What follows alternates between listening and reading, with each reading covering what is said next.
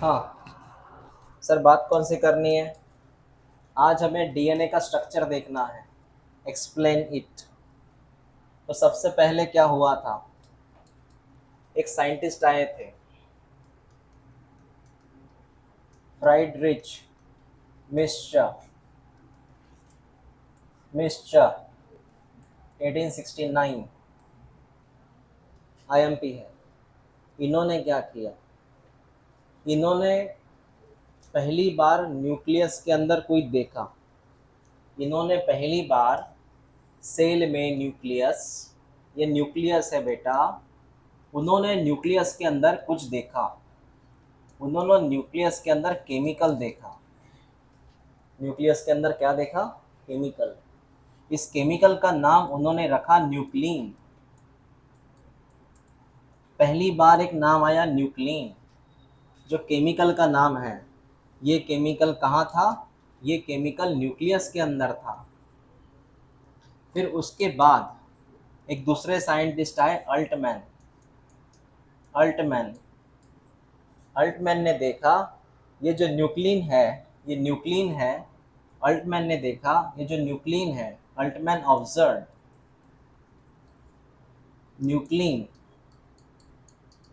Has acidic nature.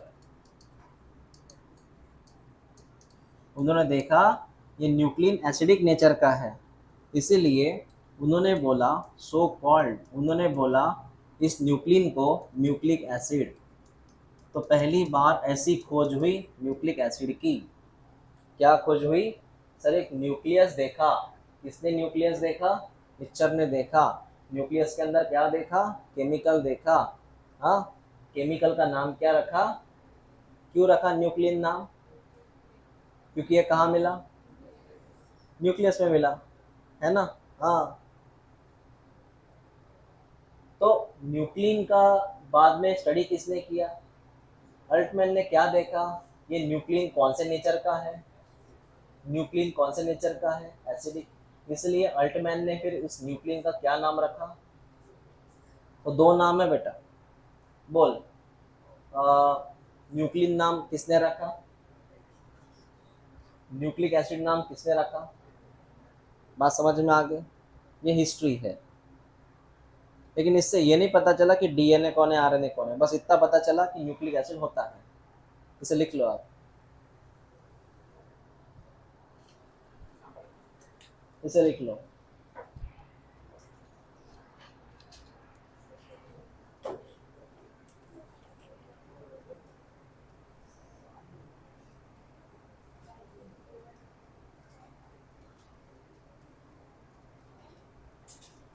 काय झालं, खूपच हसणं सुरू आहे? हा, लतिका?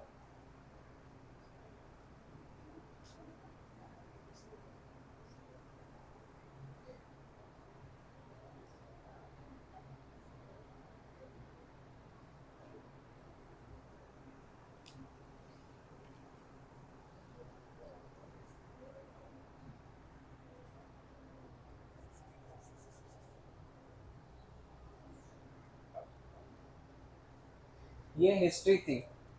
ये दो साइंटिस्ट के नाम है। पहले का नाम है फ्राइडरिच मिस्चर, दूसरे का नाम है अल्टमैन।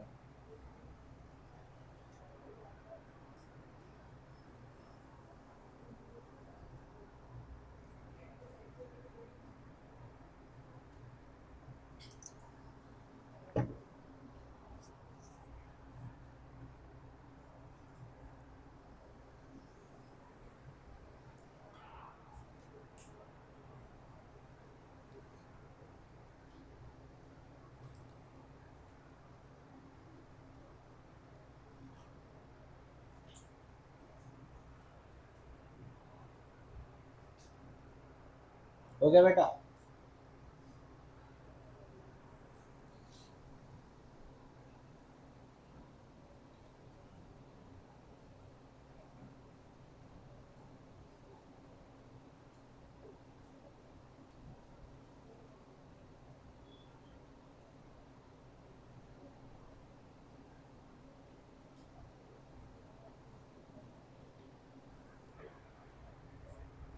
हो गया लिखना।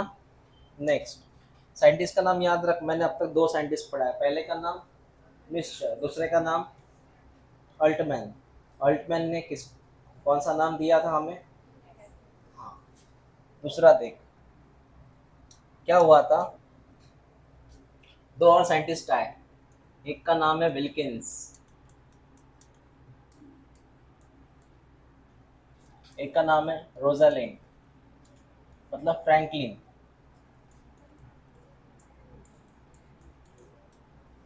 फ्रैंकलिन, तो ये दो नाम याद रख, विल्किंस एंड फ्रैंकलिन। इन्होंने क्या किया, इन्होंने, इनकी वजह से डीएनए पता चला हमें। इन्होंने, ये एक्चुअली काफ़ी टेक्नीशियन थे, ये एक्सरे के ऊपर वर्क करते थे, इनका मेन काम था एक्सरे। इन्होंने क्या किया था, सुन मेरी बात, इन्होंने एक टेस्ट ट्यूब में इन्होंने लिया बेटा कोई डीएनए का सैंपल, डीएनए लिया। इस डीएनए के ऊपर उन्होंने एक्सरे छोड़ा, डीएनए के ऊपर एक्सरे छोड़ा। तो उसकी वजह से आपको पता है जब भी किसी बॉडी के ऊपर एक्सरे आता है उसकी इमेज बनती है। तो हमें पहली बार इस डीएनए की एक ऐसी कुछ इमेज मिली थी, ऐसी ऐसी दिखाई थी इमेज, ऐसी पहली बार ऐसी इमेज मिली। तो इन्होंने किया क्या, इन्होंने सर इन दोनों ने किया क्या, इन्होंने हमें एक्सरे डिफ्रैक्शन, हमें एक्सरे डिफ्रैक्शन इमेज मिलाई, किसकी, डीएनए की। एक्सरे डिफ्रैक्शन इमेज किसकी, डीएनए की। मतलब डीएनए की पहली बार इमेज इन्होंने ऐसे प्रेजेंट की थी, ऐसी कुछ होती है, ऐसी कुछ होती है। बाद में वैटसन क्रिक है, समझा मैंने क्या बोला? हाँ। ये दूसरे साइंटिस्ट विल्किंस एंड फ्रैंकलिन, उसमें फ्रैंकलिन जो है ये फीमेल है, उसको नोबेल प्राइज मिला था, गॉट इट, वो भी after birth, sorry after death, birth कहाँ है, गलत हो गया, आफ्टर डेथ, आफ्टर डेथ, बहुत बुरा हुआ, आफ्टर डेथ। हाँ,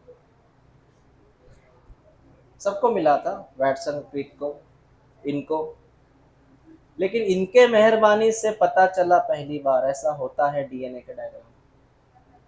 लिख लो इसे।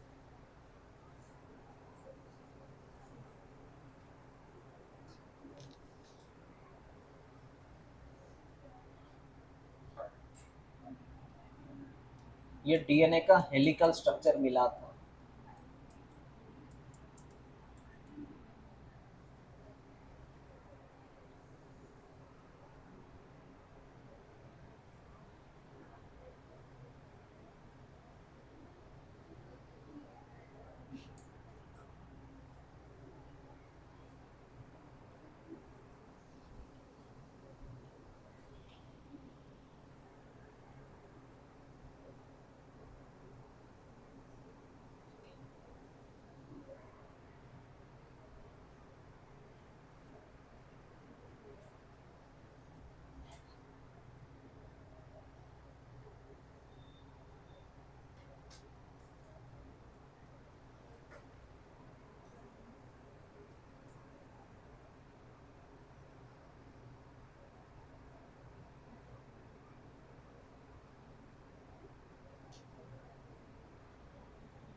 तो सर हमें साइंटिस्ट समझ में आ गए, विल्किंस, फ्रैंकलिन, इन्होंने एक्सरे डिफ्रैक्शन डेटा दिया था डीएनए का, वो डेटा हेलिकल स्ट्रक्चर वाला।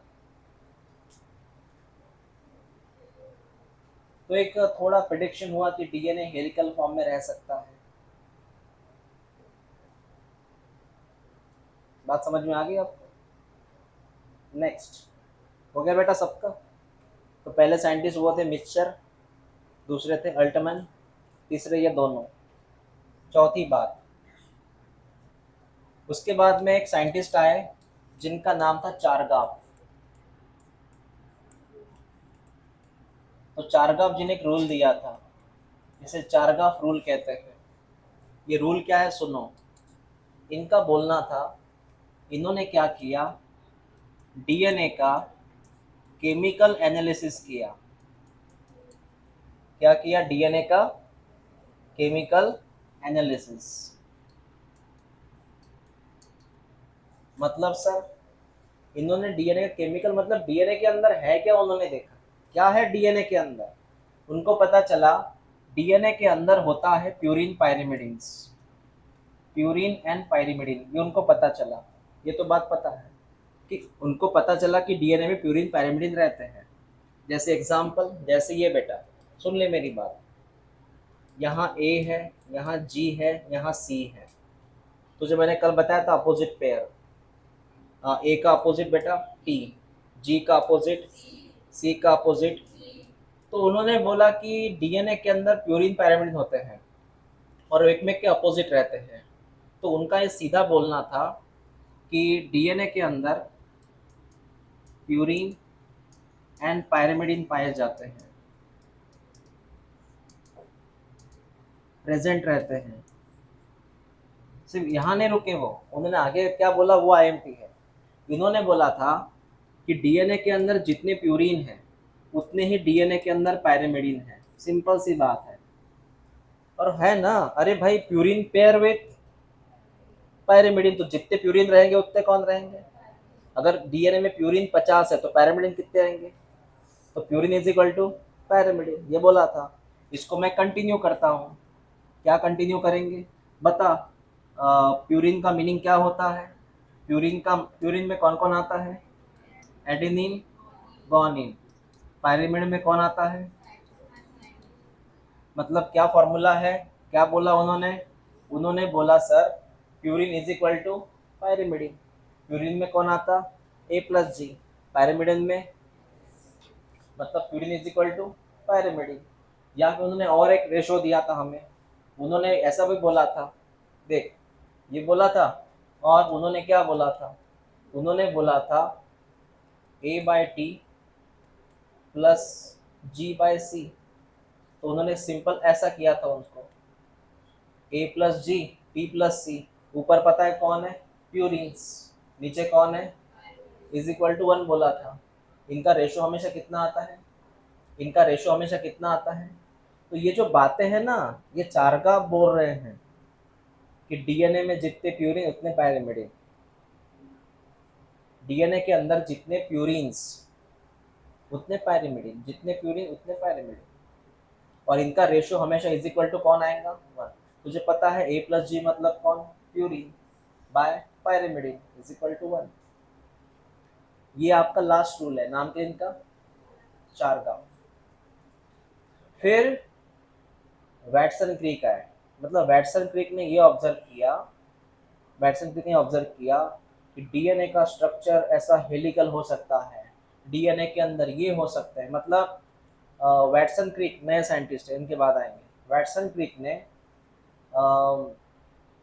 इसके पहले साइंटिस्ट कौन से आए थे, विल्किंस एंड फ्रैंकलिन। तो वैटसन ने सबका पढ़ाई किया, सबको पढ़ लिया। मिस्टर जी क्या बोले, अल्टमैन क्या बोले, विल्किंस क्या बोले, फ्रैंकलिन क्या बोले, चार्गाफ क्या बोले, सबको सब क्या बोले उन्होंने ये पढ़ा और फिर अपना रिप्रेजेंटेशन दिया, ऐसा। तो इसके बाद है वैटसन क्रिक, ये लिख लो पहले।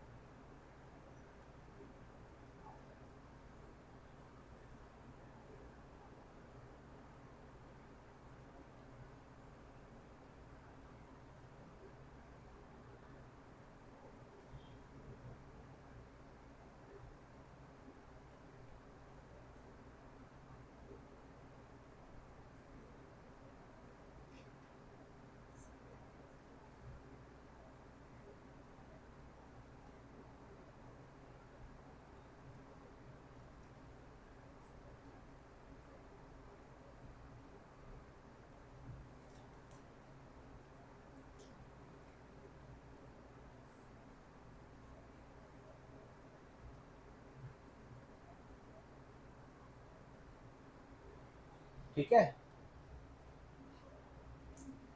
तो ऐसी कुछ बातें हैं बेटा। ये 3 साइंटिस्ट हो गए, मतलब 3 हिस्सों में साइंटिस्ट हो गए ये। सबका लिखना हो गया? चलो फाइनल देखो अभी। वैटसन क्रिक की एंट्री होने वाली है।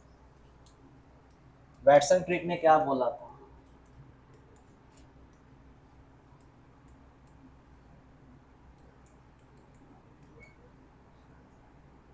सीके 1953, 1953 वैटसन क्रिक क्या बोला था? देख बेटा पॉइंट्स वन बाय वन। पहली बार उन्होंने बोला, मतलब ये पूरा केस देख के उन्होंने बोला कि डीएनए जो होता है ये डबल हेलिकल फॉर्म में है। ऐसा डीएनए डबल हेलिकल फॉर्म में रहेगा।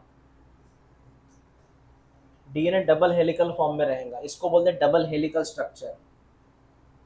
इसमें अगर आप ऑब्जर्व करेंगे तो सर ये वाला जो पॉइंट है ये ऐसे आता है।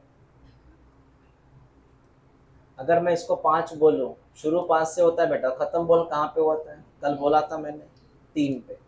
जिधर 3 है उधर एरो लगा, क्योंकि ये कंटिन्यू जाएगा। इसका अपोजिट ये रहता है हमेशा। तो जैसे एग्जांपल ये 5 है ना बेटा, 5 का अपोजिट बोल 3 रहेगा, तो ये ऐसा रहेगा।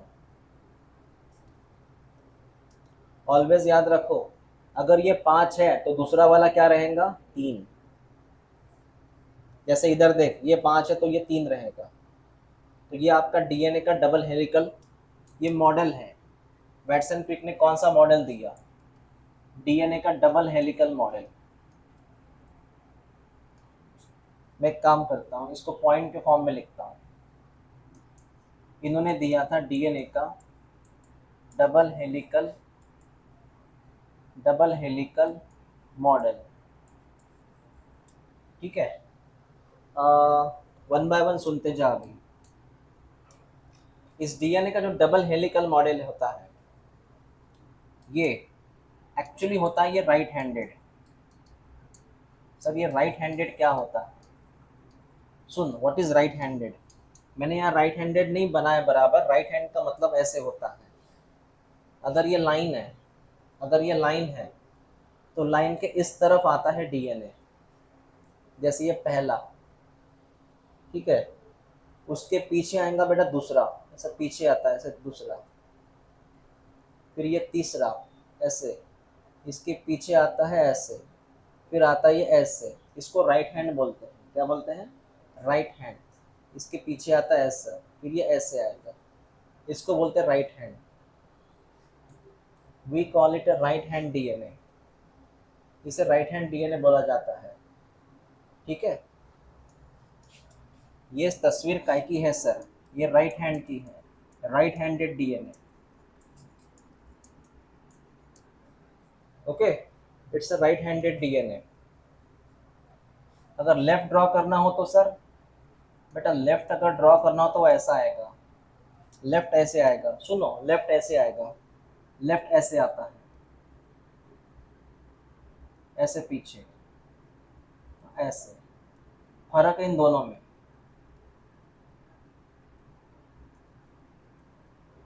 है क्या फर्क? देखो, अरे है ना डिफरेंस। ये कौन सा हैंड है? Left handed. अपना डीएनए मोस्टली कौन से हैंडेड रहता है? फर्क है दोनों में।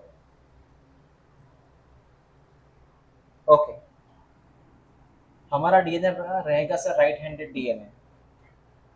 नेक्स्ट जो आईएमपी है वो देखा था मैं आपको। आईएमपी क्या है सुनो, अगर आप यहाँ से यहाँ काउंट करते हैं, यहाँ से यहाँ काउंट करते हैं, तो ये होता है कम से कम 360 डिग्री वाला एंगल। 360 डिग्री का एंगल रहता है ये से यहाँ तक, ऐसा पूरा सर्कल, टोटल सर्कल। मतलब ये एंड से लेके ये एंड तक कितना डिग्री है? 360 डिग्री है। 360 डिग्री का मतलब होता है बेटा 1 टर्न। कितना टर्न? और 1 टर्न को बोलते हैं 1 पिच। याद रख, ये वर्ड आईएमपी है। 1 टर्न का मतलब 1 पिच। वन पिच, ठीक है। वन टर्न का मतलब वन पिच, ऐसा। इसका मतलब है सर, ये जो मैं वन पिच की बात कर रहा हूँ यहाँ से यहाँ तक, ये होता है बेटा 3.4 नैनोमीटर। ये वहाँ यहाँ से यहाँ तक, यहाँ से यहाँ तक कितना नैनोमीटर, कितना 3.4 नैनोमीटर। हाँ, हाँ। या फिर तो यहाँ पर भी लिख सकता है सर, यहाँ से यहाँ तक ये होता है 3.4 nanometre, that is one pitch. One pitch मतलब वन टर्न, वन टर्न मतलब इतना डिग्री, समझा सर। इसके अंदर आपको क्या मिलेगा, इसके अंदर आपको मिलेंगे 10 बेस पेयर। बेस पेयर क्या है समझाऊंगा मैं, 1 2 3 4 5 6 7 8 9 10, 10 बेस पेयर। ये बेस पेयर क्या होती है, बेस पेयर क्या होती है, बेस पेयर ये होती है ए का पेयर टी के साथ, इसको वन बेस पेयर।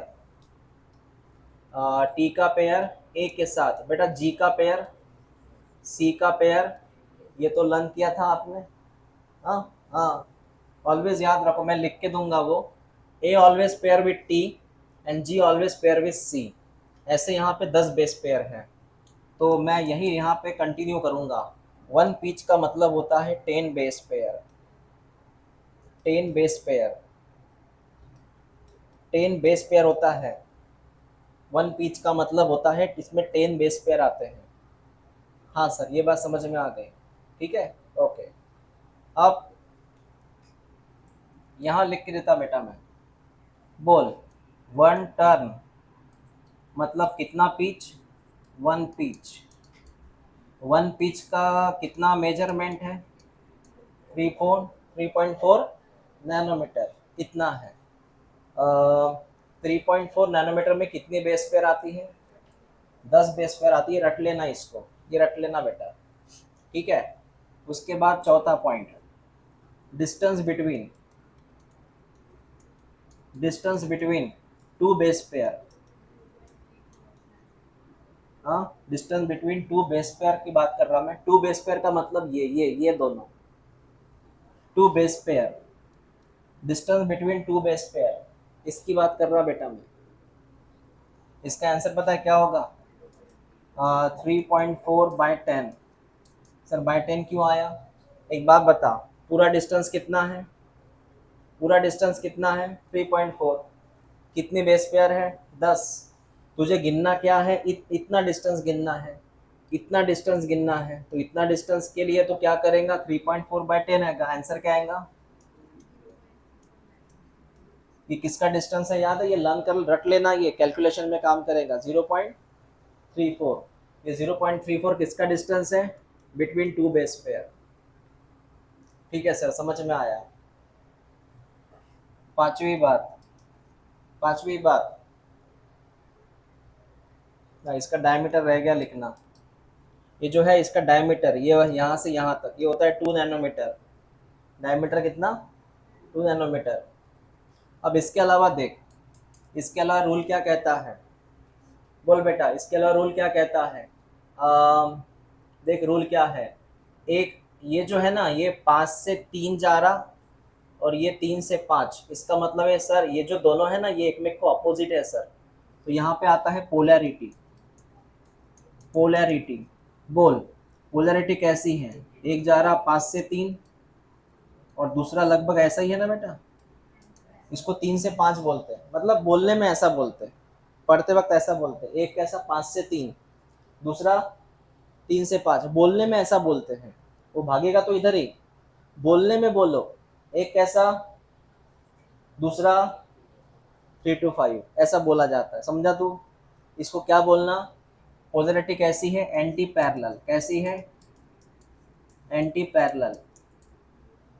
एक ट्रेन जा रही है मुंबई की तरफ, एक जा रही है नागपुर की तरफ, एंटी पैरेलल। 5 से 3, 3 से 5। किसी को डाउट है इसमें, पूछो जो पीछे बैठे हैं। डाउट है कि यहाँ पे कैसी पोलैरिटी है, अपोजिट। दिख रहा है सर, एक 5 है तो उसका अपोज में 3 है सर। हाँ, अगर यहाँ 5 लिखता मैं, 5, तो फिर ये पैरेलल हो जाता बेटा, क्या हो जाता, पैरेलल। लेकिन यहाँ पे 3 है तो ये क्या हुआ, एंटी पैरेलल। तो इतने पॉइंट हो गए। पॉइंट नंबर 6, पॉइंट नंबर 6,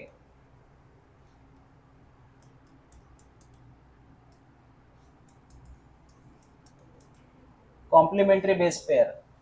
ये पता है सर हमें, बता। कॉम्प्लीमेंट्री बेस पेयर, ए का पेयर किसके साथ होगा? टी के साथ। अरे श्योर, तुझे पता है ए का पेयर टी के साथ होता है, बीच में कौन सा बॉन्ड आता है? हाइड्रोजन। कौन सा बॉन्ड? हाइड्रोजन। अब ये बता, वो पुरानी बात याद कर, बायोमोलिक्यूल की, डबल की single? Yes, between A and T double hydrogen bond, between C and G triple hydrogen bond. Sir ये हाइड्रोजन बॉन्ड है, ये हाइड्रोजन बॉन्ड होता है सर। अब मेरी बात सुन, ये हाइड्रोजन बॉन्ड जो रहता है, इसके ऊपर मैं पॉइंट लिख के देता हूँ। बेस पेयर, मेरी बात सुनना बेटा, एंड हाइड्रोजन बॉन्ड, ये दोनों जो होते हैं, ये stacking over each other, over each other. इसका मीनिंग क्या है समझाओ sir? Base pair and hydrogen bond stacking over each other, इसका मीनिंग क्या है सर समझाओ? देख ले बेटा, इसका मीनिंग क्या होता है, देख ले इधर। तो जैसे मैंने डीएनए बनाया, ये डीएनए बनाया, तो इसमें क्या रहता है? ये हाइड्रोजन बॉन्ड रहते हैं बीच में, ऐसे। तो ये जो है ना, एक में को लग के ऐसे, इसके तुरंत नीचे ये, इसके तुरंत नीचे ये, इसके तुरंत नीचे ये, इसको बोलते हैं बेटा स्टैकिंग। क्या बोलते हैं? ऐसे रहते हैं वो, सैंडविच जैसे, एक, दो, तीन, चार। मतलब ये रहते स्टैकिंग जैसे, किसी बिल्डिंग की तरह रहते हैं, पत्ते पे पत्ता। उससे क्या होता है सर? सर ऐसा अगर ये हाइड्रोजन बॉन्ड रहा तो उससे क्या होता है सर? अरे भाई, उससे क्या होता है? इट गिव्स, हाँ, स्टेबिलिटी।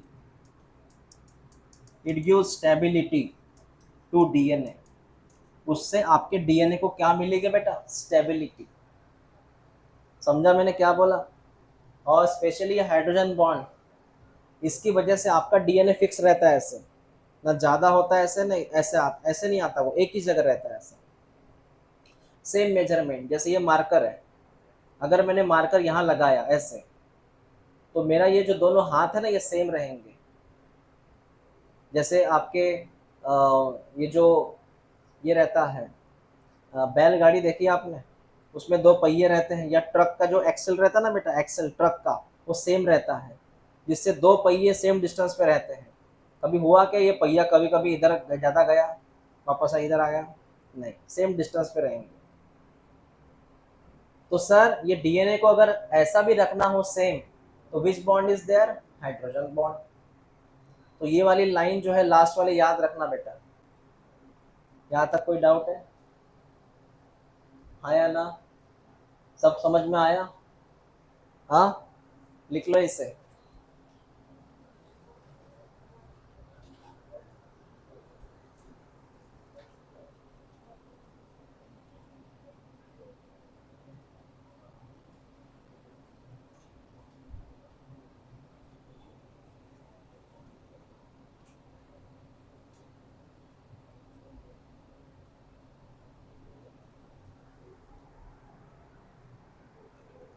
लिहिलं का? लिह मग.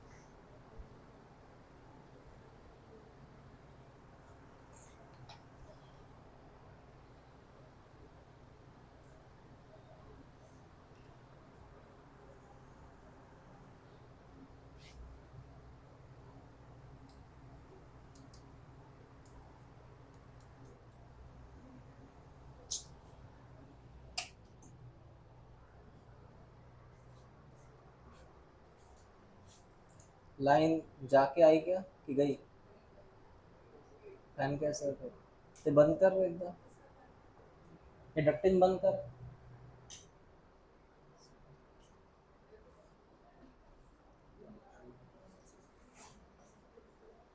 फैन तो अच्छे हैं, फिर लाइन गई, बाद में वापस आई, उसमें पूरा मेहनत चला गया। एक काम करो, खुद के ऊपर भरोसा रखो, जितना याद है उतना लिखो।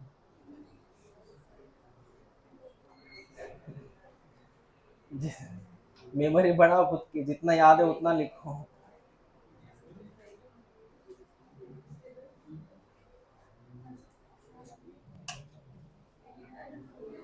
लगाओ, डक्टिन लगाओ।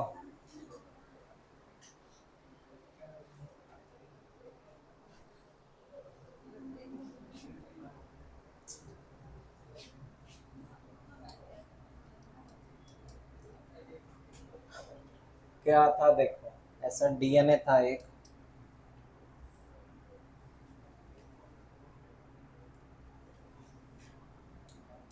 इसमें पोलैरिटी थी 5, 3, 3, 5। उसके बाद में यहाँ पे, यहाँ से यहाँ तक एक पूरा 360 का टर्न होता है, एक टर्न होता है, दैट इज वन टर्न। एक टर्न का मतलब वन पीच। एक पीच की जो लेंथ होती है वो है 3.4 nanometre, that is one turn.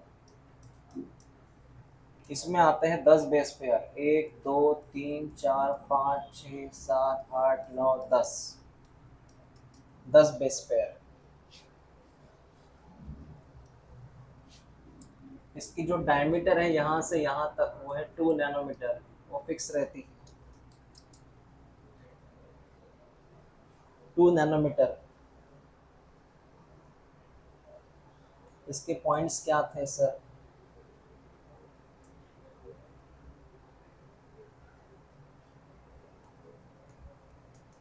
वेटसन and Crick, इन्होंने क्या एक्सप्लेन किया था? डीएनए का डबल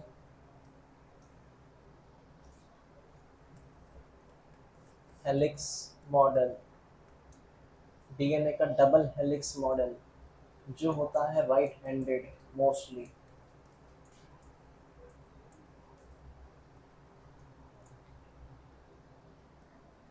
और वो बी टाइप में आता है। बी टाइप डीएनए का प्रकार है, बी टाइप डीएनए का प्रकार है। मैंने बोला था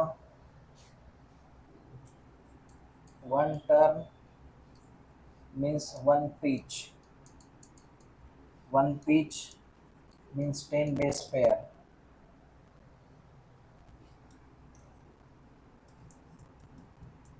distance between two base pair 3.4/10 is equal to 0.34 nanometre.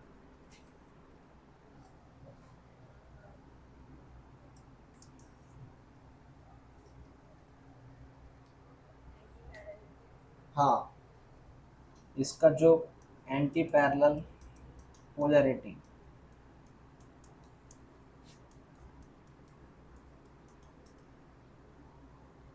एक गया था 5 से 3 ऐसा, ये छोड़ो, ये दूसरा 3 5, एंटी पैरेलल पोलैरिटी।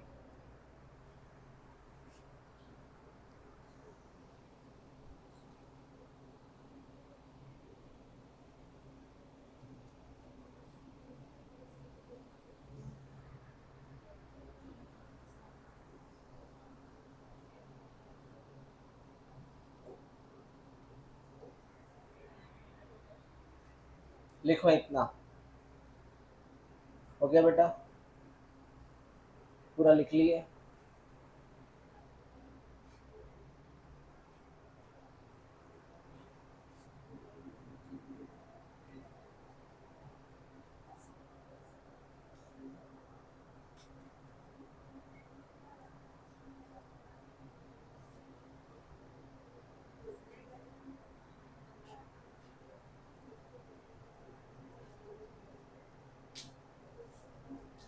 हो गया लिखना? हाँ, इधर लिखना हो गया? हाँ, नेक्स्ट मैंने क्या बोला था, कौन सा नंबर का पॉइंट था वो, 6 नंबर का पॉइंट था वो। हाँ, तो सर यहाँ पे कॉम्प्लीमेंट्री बेस पेयर रहती है। जैसे बोला था ए का पेयर टी के साथ होता है और जी का पेयर सी के साथ होता है, ऐसा। इसमें आपको मिलेंगे 2 हाइड्रोजन बॉन्ड, इसमें आपको मिलेंगे 3 hydrogen bond.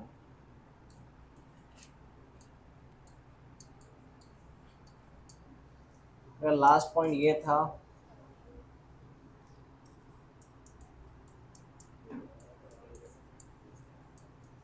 stacking of hydrogen bond and base pair gives stability to DNA strand, to DNA strand।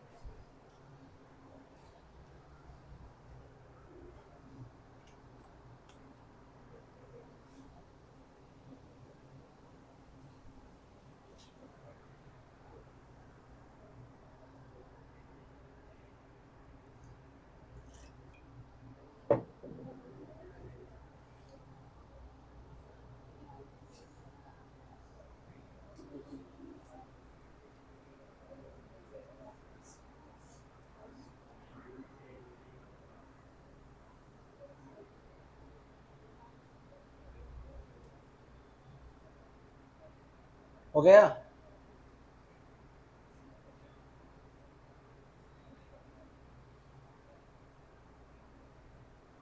Door थोड़ा सा ओपन कर दो थोड़ा सा, ये आ रही ह्यूमिडिटी।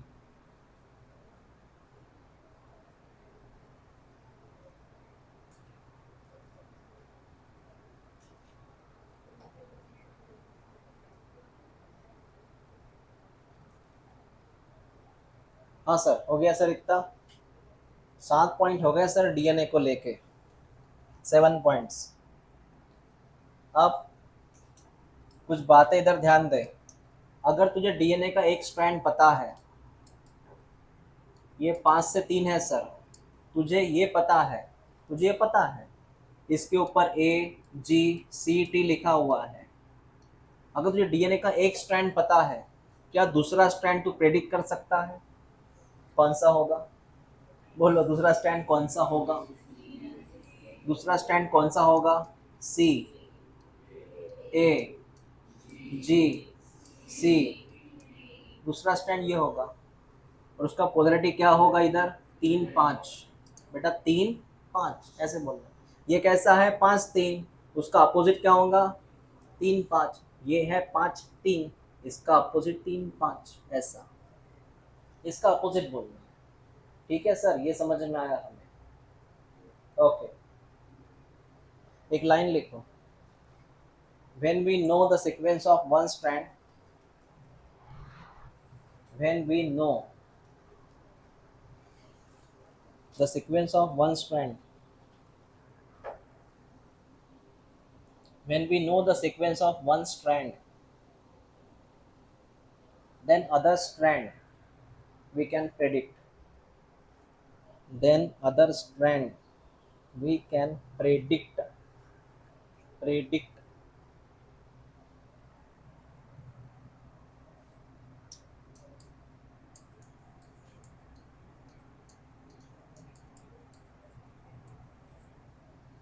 हो गया वो। अगर आपको एक स्ट्रैंड पता है, दूसरे आप अपने आप हो जाएगा पता, दूसरा अपने आप पता हो जाएगा। चारगाफ रूल का एक ड्रॉबैक बाकी है, चारगाफ रूल का एक ड्रॉबैक बाकी है।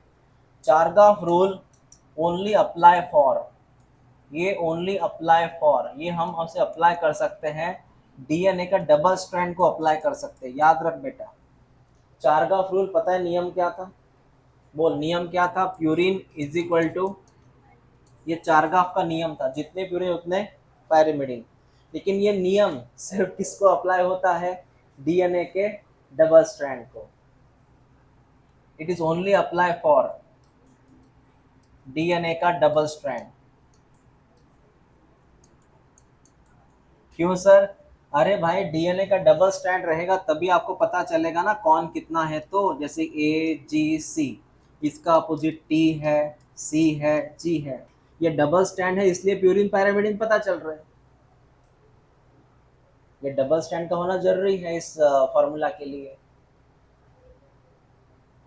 तो सर किसको अप्लाई नहीं होता? But not for single strand. Single strand के लिए उनका फॉर्मूला काम में नहीं आता। सिंगल स्ट्रैंड के लिए उनका फॉर्मूला काम में नहीं आता, क्योंकि सिंगल स्ट्रैंड में आप पेयर कैसे बनाओगे? सिंगल स्ट्रैंड में आप पेयर कैसे बनाओगे? A G C T. Chargaff rule only apply for double stranded DNA, not for single strand DNA. Why not single strand? क्योंकि सिंगल स्ट्रैंड में पेयर नहीं है ना, तो आप कैसे बोलेंगे purine is equal to pyrimidine? और ये सिंगल स्ट्रैंड मैंने ड्रॉ किया, इसमें आप बोल ही नहीं पाएंगे प्यूरिन एंड पायरिमिडिन इक्वल है करके। ओके बेटा, इतनी बात समझ में आ गई? इतनी बात क्लियर हो गई? चारगाफ जी ने क्या बोला था अंत में? उनका formula applicable only for and not for, हाँ, not for single strand.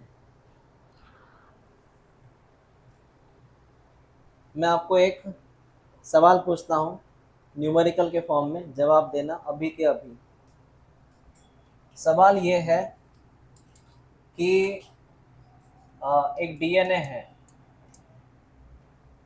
DNA है बेटा, उसमें आप ऐसा समझो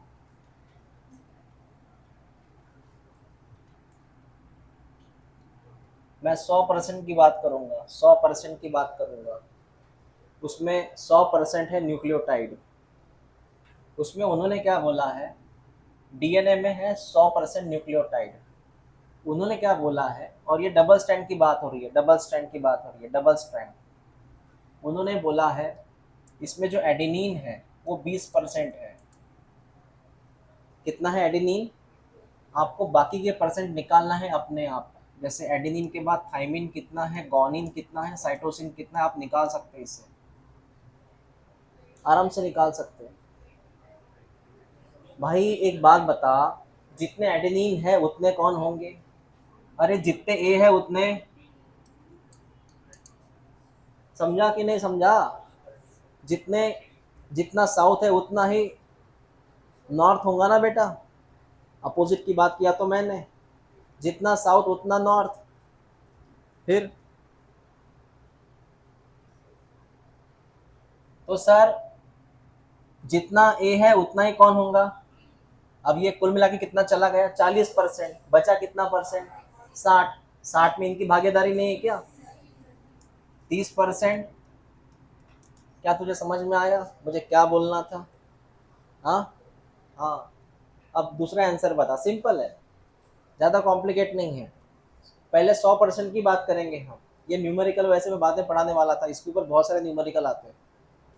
सर जो एडिनिन है वो कम से कम 40%, सॉरी एडिनिन कब से एडिनिन आ रहा, सर जो गोनिन है वो सर 40% वाला है। तो बताओ बाकी कितने होंगे? गोनिन 40% है, तो साइटोसिन कितना होगा? 40। थाइमिन कितना होगा? 10। और एडिनिन, हाँ हो गया। क्या आपको समझ में आया? ये बहुत सिंपल था, फालतू था ये। न्यूमेरिकल सॉल्व करना है ऐसे, 100% वाले, परसेंट में आएंगे आंसर। आपको बेस पेयर का मीनिंग पता है ना? What is base pair?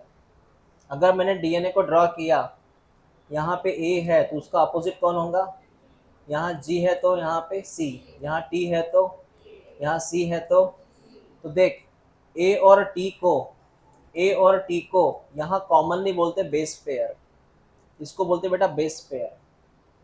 Base pair, shoes की पेयर होती वैसी। और सिंगल ड्रॉ किया तो सर आपने, मान लीजिए मैंने सिंगल ऐसे ड्रॉ किया, इसको मैंने ए लिखा, इसको जी, इसको सी, इसको टी, और कुछ नहीं लिखा, इसका कोई स्टैंड ही नहीं है, इसको बोलना ओनली बेस। फर्क है दोनों में। We call it base pair and it is called only a base. बोल कितनी बेस पेयर है? एक, दो, तीन, चार। कितनी बेस पेयर? अरे कितनी बेस पेयर? कितनी बेसेस? कितनी बेसेस? अब ये बता, इसमें कितने bases? 8 bases. Very good. Base pair 4, bases, वो तो ऐसे ही हुआ सर, शूज की पेयर 4 है तो पूरे शूज कितने हो गए? ऐसे आता है क्या?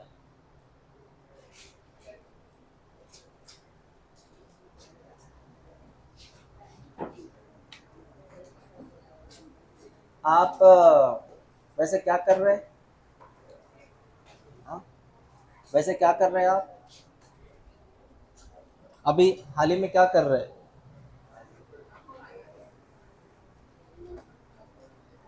करंटली?